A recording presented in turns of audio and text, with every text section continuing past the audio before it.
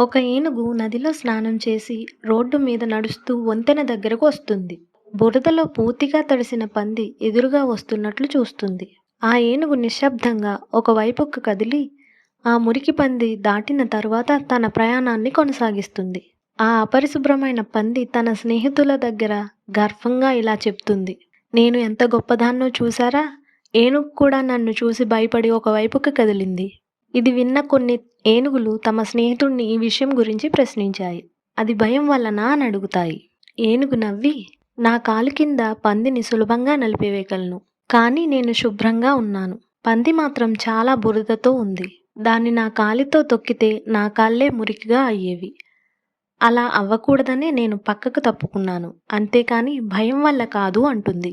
తెలివైన వ్యక్తులు కూడా ఎప్పుడూ ప్రతికూల పరిస్థితులకు అనుగుణంగా నడుచుకుంటారు. ప్రతి అభిప్రాయం, వ్యాఖ్య లేదా పరిస్థితికి మీరు స్పందించాల్సిన అవసరం లేదు. Don't react, just act.